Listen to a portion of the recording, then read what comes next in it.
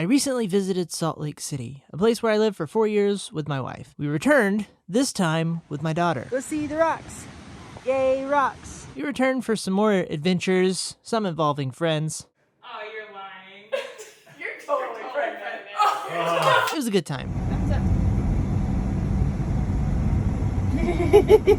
And now we have our son, and one day we'll bring him to experience this place that was such an amazing part of our lives, perhaps when he's less of a little floppy fish person. When we lived in Salt Lake City, I would visit this area, which is part of a big knob called Point of the Mountain, which separates the Salt Lake Valley from the Utah Valley. There is a road that runs up the inner part, which allows for some beautiful views of both valleys. Well, friends, I once again visited this spot. It was on a cloudy day, and I was able to get some moody bangers. And no, I did not get kicked off of a farm this time, if you were wondering. In my Pacific Ocean blue rental Jeep, I made my way up a winding road into the interior of the point of the mountain. This road provides some lovely views of the entire Salt Lake Valley as you make your way up from said valley. There's also a lot of neighborhoods in this area. I can imagine it's not a bad setup for you and your family, although the winters are a little more harsh up here. I turned into a parking lot that sits right next to a round hill called Potato Hill. I hopped out of my Jeep, made my way over to some intersecting paths that have the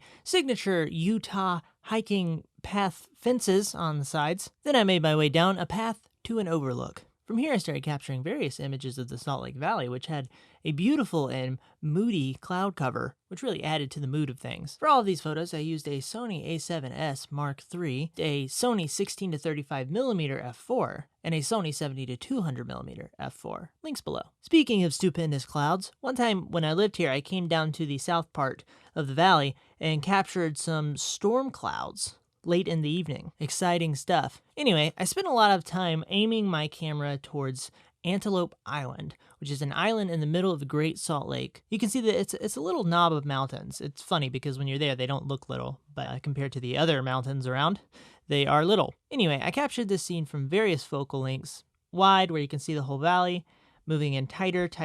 You can see some tighter shots where I have some of the valley in the foreground on the bottom, and then some very tight shots with a little bit of the valley, Antelope Island, and some clouds hanging around on the top. I love the light dynamic we have here with the valley and the clouds acting as a dark frame, and then the island and then around the island is much brighter, draws our eye to it. We also have this one where I'm pointing away from Antelope Island, and this one I'm just capturing the really interesting clouds. I love the light here, it's so pleasing. And oh, look there, you can also see the air traffic control tower for Salt Lake City International, a place that I've visited many times, and also the place that I flew into for this trip. That too is bigger up close. I took some photos of the nearby neighborhoods. I captured this one, which is interestingly perched on a hill. I like how somebody thought that hill over there is a great place for a neighborhood. I really enjoyed the layering in this photo. We have a roadway curving through on the bottom left, 2 cars there. We have the neighborhood acting as a big subject. Then we have a close by mountain. Then we move to a valley, and then we have other layers of mountains. And the quality of the light and the atmosphere all separates everything from one another. Atmosphere. I like this photo because it's not something that you see every day. I like when I'm able to capture photos like that. Now, I also pointed down into the neighborhoods in the valley and captured the suburban sprawl that Americans are so familiar with. You can see in these, there's a road with a truck on it. I like including things like this in photos like this because it can break up the photo a little bit. It gives the eye a hierarchy of things to look at. I also pointed down at this wedding. What a lovely venue. I also captured this one where these beautiful clouds fill the frame. This photo is cool because we still have that bright point with Antelope Island acting as the main focal point, the brightest point that draws the eye to it. But we also have these clouds to really spice up the photo and take it further. One of the things I love so much about Utah is that it offers these very easy to get to vantage points that have so much opportunity. And I could come back to this place over and over and over, and there's going to be different weather, different light conditions, different things going on. So then I made my way back down that path from whence I came.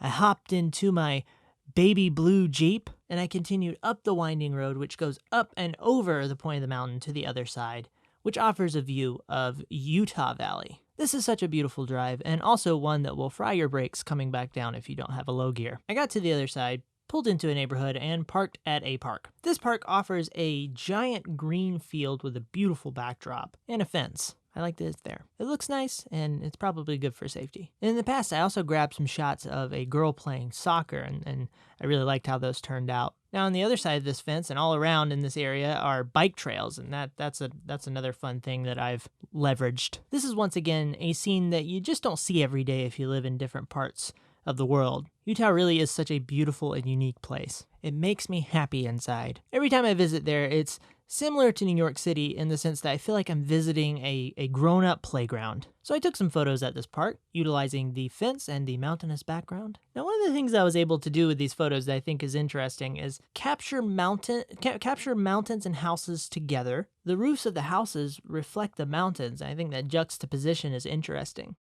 Then we have this one. Beautiful house, beautiful mountain. Captured some photos pointing out towards Utah Lake.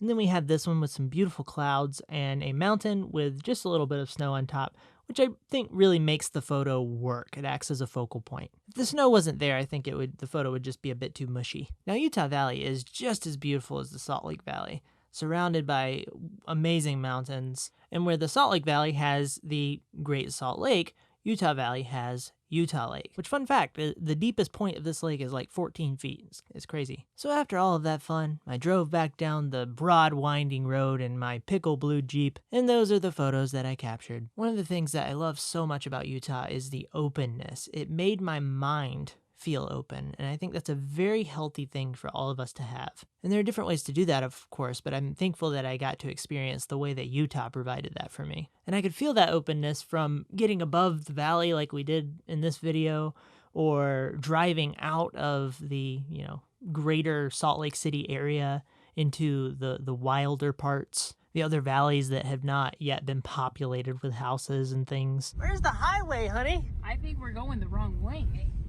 But man, I've always enjoyed that. So I hope that this video inspired you in the photography and creative realm, but I also hope that it inspires you to seek out open places for your mind, whatever that looks like. Anyway, thank you so much for watching. I hope you enjoyed it. Love you guys. Goodbye.